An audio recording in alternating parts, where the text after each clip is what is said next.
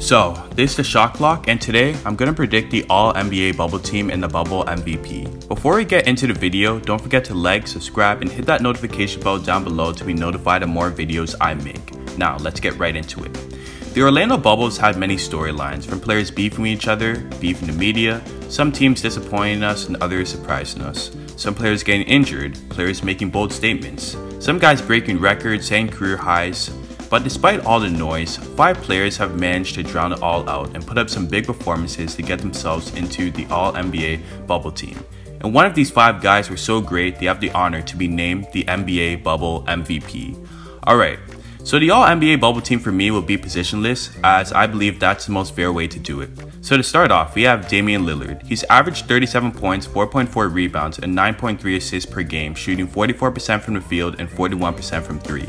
Coming into the bubble, Damian Lillard was skeptical about the NBA bubble considering the fact that he may not have a realistic chance to lead the Portland Trail Blazers into the playoffs. But in this Orlando bubble, despite the Blazers' tough schedule, he's played out of his mind with one fantastic game after the other.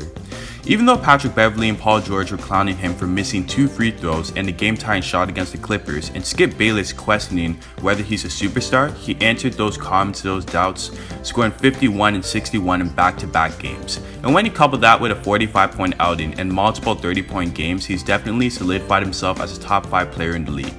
The Blazers are currently 5-2 and have surpassed Memphis for that pivotal 8th seed with 1 game left. And a lot of this success goes back to Dame Dollar himself. Next we have Devin Booker, who's averaging 31 points, 4.6 rebounds, and 6.1 assists per game. During the bubble, there has been no other player more influential to his team's record than D-Book. The Suns are on fire as they're undefeated in the bubble at a 7-0 mark in the bubble currently. Despite people asking why they were even invited to the bubble, they shut all the critics' mouths up as they now hold the 10th seed as they're tied with Memphis and a half game behind the 8th-seeded Blazers.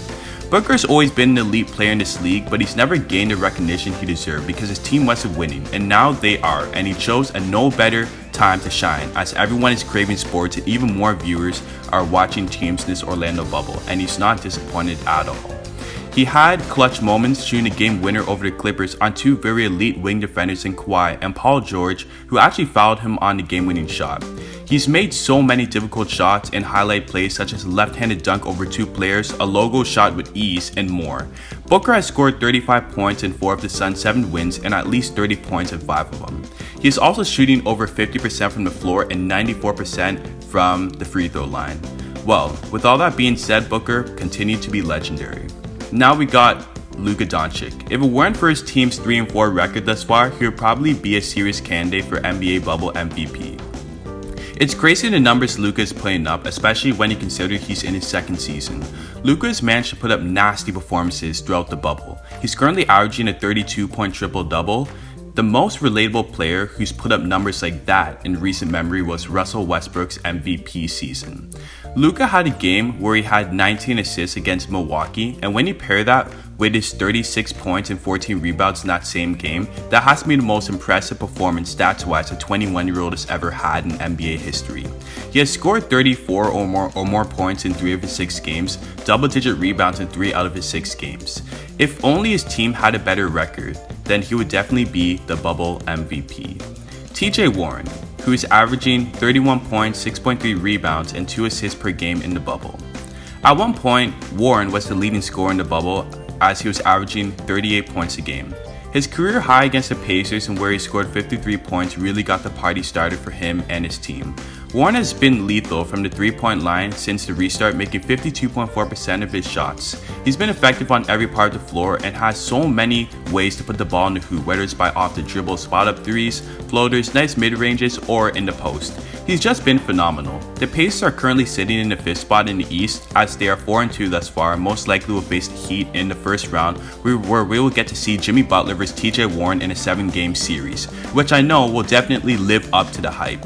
You gotta give Warren credit because although he was a bucket like all these other scorers in this list before the restart, he wasn't exactly considered elite like them, as D-Book, Luka, Lillard, and all were all all-stars and considered elite talents, whereas TJ was seen as a scorer who is great but not in that star or superstar tier, which is why he has been the most impressive out of all these guys because he wasn't even expected to be here. But he put in the work in that 4-month period and came back to the bubble looking like a superstar, and that's why he's in the all-bubble first team.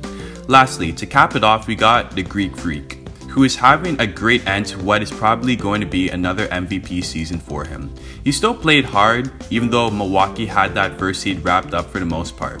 Giannis had 4 very dominant performances, which include 36-15-7 versus Boston, followed by 36-18-8 versus Houston, 33-12-4 versus the Heat, and 34 points and 13 rebounds. In each of these, he shot 50% or more. As for the other 2 performances against the Nets, in just 16 minutes he had 16 points, 6 rebounds, and 4 assists on 7 of 8 shooting against the Wizards. And against the Wizards, he had 12 points and 9 rebounds in just 10 minutes before getting ejected. Had he played, let's just say, 25 minutes in each of these games, that's probably more 30 bombs for him. So through these 7 games, despite playing way less minutes than all of these other guys combined, he still averaged 27.8 points, 12.2 rebounds, and 4.2 assists per game. There really is no stopping Antetokounmpo, as he's an athletic freak who's just so dominant inside, and if he becomes a good 3-point shooter, let's just say he shoots around 35-36%, it's over for the league. Okay, so we have covered the all-bubble team, but who is the NBA player of the seeding games, or to be short, the NBA bubble MVP? Well, 3 players have really stood out, and they are Devin Booker, Damian Lillard, and TJ Warren. All these players have significant arguments as to why they're the bubble MVP. It was a tough decision for me, but I made my decision based off of the stats, their influence and importance to their team, and their winning record. So without further ado, the NBA bubble MVP is Devin Booker. Like I said about him before, there's no player who has been more influential to his team than D-Book. From his leadership, the culture he's brought forward, the mentality, it's been a pleasure seeing D-Book grow and evolve in basketball as he has led the Suns to a blazing hot 7-0 mark in the bubble, despite the Suns actually having the worst odds to get a spot in this year's playoffs.